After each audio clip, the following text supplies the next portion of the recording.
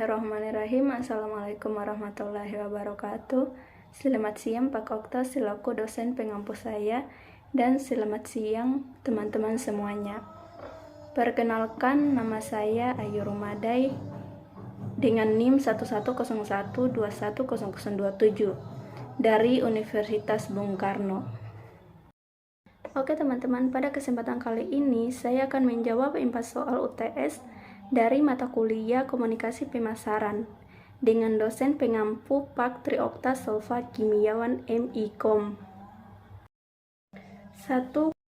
Komunikasi pemasaran atau marketing communication adalah sarana di mana perusahaan berusaha menginformasikan, membujuk, dan mengingatkan konsumen secara langsung maupun tidak langsung tentang produk dan merek yang dijual.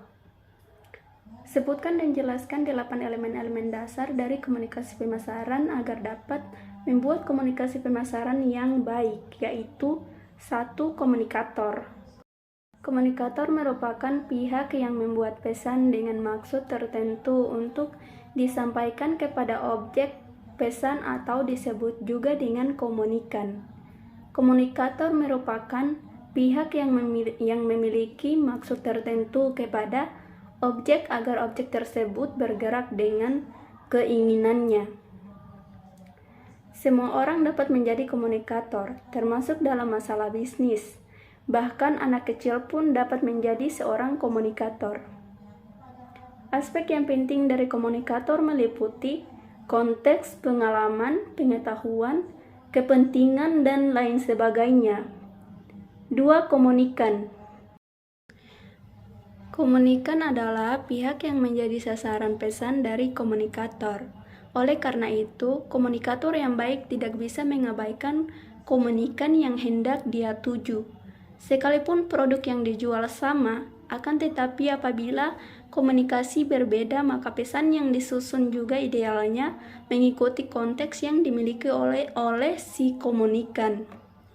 Aspek-aspek yang perlu dipertimbangkan dalam diri komunikan meliputi umur, jenis kelamin, pengetahuan, kebiasaan, pengalaman, dan lain sebagainya.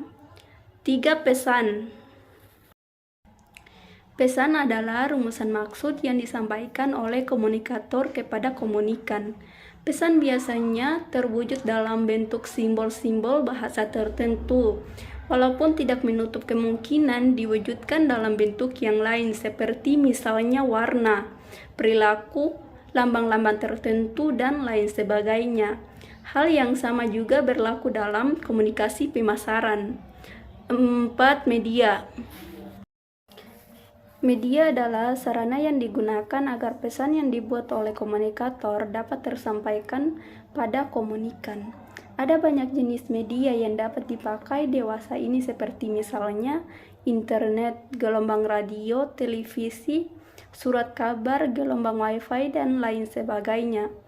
Dalam komunikasi pemasaran, media digunakan untuk membuat pesan yang telah dibuat oleh komunikator dapat diterima oleh konsumen sehingga konsumen memiliki minat untuk membeli produk yang telah dibuat oleh komunikator. 5. Hambatan. Hambatan adalah hal-hal yang dapat mengurangi tingkat penerimaan pesan pada komunikan. Hambatan patut dipetakan dalam sebuah komunikasi karena berpeluang untuk membuat pesan tidak tersampaikan dengan baik, sehingga tujuan dari komunikasi pun tidak akan tercapai dengan sempurna. Oleh karena itu, sebaiknya seorang komunikator senantiasa memetakan dan memperhitungkan hambatan apa saja yang dapat membuat komunikasi yang dia lakukan terganggu beserta cara untuk mengatasinya. 6. Tujuan. Tujuan pokok dalam komunikasi pemasaran dapat dibilang adalah pelanggan mau untuk membeli produk yang dijual oleh perusahaan. Walaupun bentuk pesannya berbeda, akan tetapi tujuan pokok ini akan senantiasa menjadi goal akhir dari keseluruhan proses komunikasi pemasaran. 7. Feedback.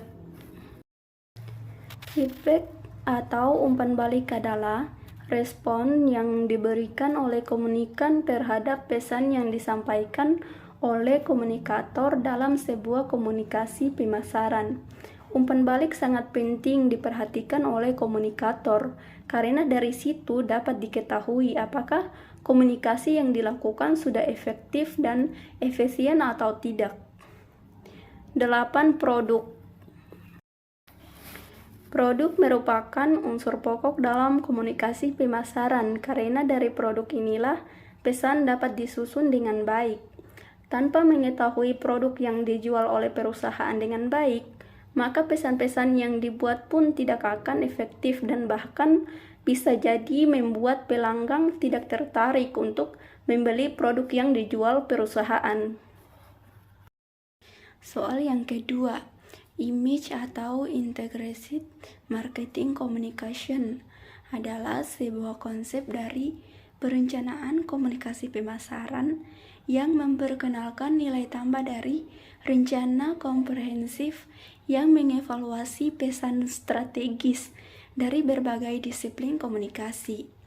Jelaskan definisi image menurut American Association of Advertising Agencies, yaitu sebuah konsep perencanaan komunikasi pemasaran yang memberikan nilai tambah terhadap suatu perencanaan yang mendalam dengan cara melakukan evaluasi terhadap peran strategis dari berbagai macam ilmu komunikasi dan mengkombinasikannya untuk menghasilkan keakuratan, konsistensi, dan efek komunikasi secara maksimal melalui integrasi dari pesan-pesan yang terpisah.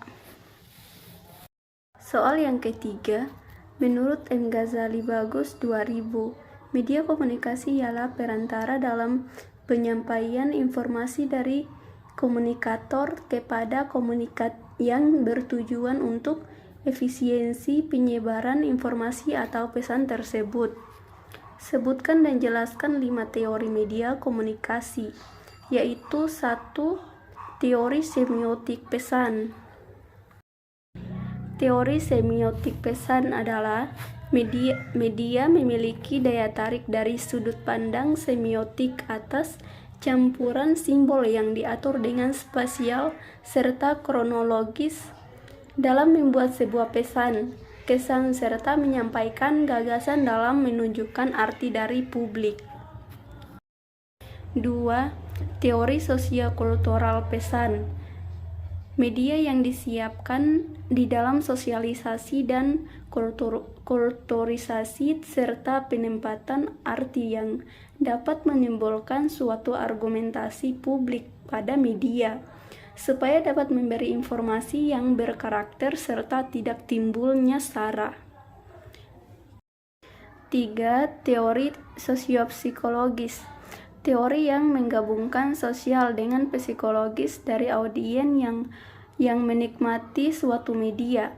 Kalau status sosial digabungkan di dalam psikologis dari audien bisa dicontoh menjadi suatu konten atau isi acara yang sifatnya segmentis atau segmentasi acara. 4. Teori sibernetika.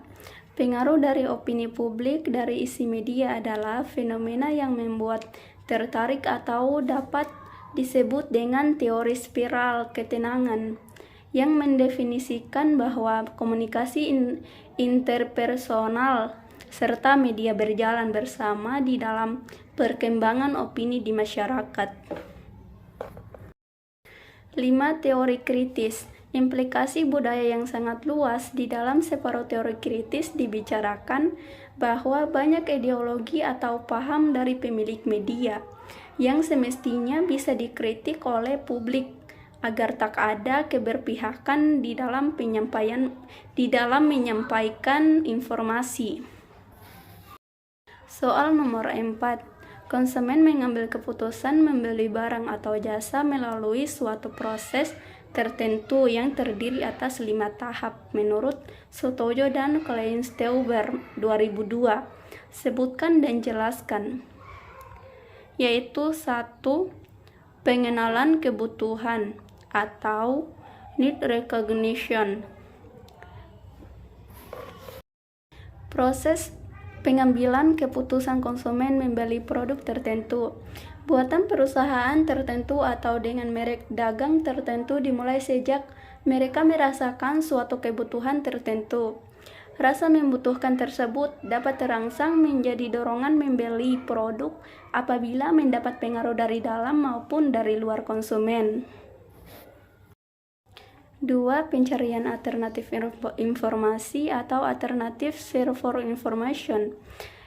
Intensitas upaya konsumen mencari informasi tentang produk yang mereka butuhkan ditentukan oleh berbagai macam sebab, antara lain mendesaknya kebutuhan dan nilai produk yang dibutuhkan.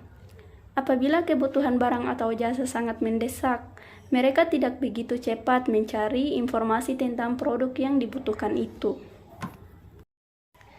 3. Penilaian berbagai macam informasi yang terkumpul atau alternative evaluation. Konsumen menggunakan informasi produk yang berhasil mereka kumpulkan sebagai bahan pertimbangan menjatuhkan pilihan. Jatuhnya pilihan pada produk dengan merek tertentu juga mengikuti suatu proses. Sebelum menjatuhkan pilihan, konsumen menilai keunggulan atribut suatu produk yang datanya telah mereka kumpulkan. Langkah berikutnya, dari beberapa merek produk yang masih diminati, konsumen menentukan atributnya paling cocok dengan keinginan mereka. 4. Keputusan membeli atau purchase decision. Bila mana tidak ada faktor-faktor lain yang mempengaruhinya, konsumen membeli produk dengan merek yang menjanjikan paling banyak atribut yang sesuai dengan kebutuhan dan keinginan mereka. Tetapi, seringkali pada saat konsumen akan memutuskan pembelian biasanya muncul faktor-faktor yang menghambat keputusan pembelian. 5. Evaluasi setelah pembelian atau post-purchase evaluation. Evaluasi konsumen pasca pembelian mempunyai arti penting bagi produsen. Pengalaman konsumen mengkonsumsi produk positif atau negatif mempunyai pengaruh dalam pengambilan keputusan membeli lagi produk yang sama pada saat mereka membutuhkan lagi. Oke, sekian dari saya. Apabila ada kesalahan dalam penyampaian kata dan lainnya, saya mohon maaf. Dan sebelumnya jangan lupa like, comment, and subscribe. Terima kasih. Assalamualaikum warahmatullahi wabarakatuh. Dadah.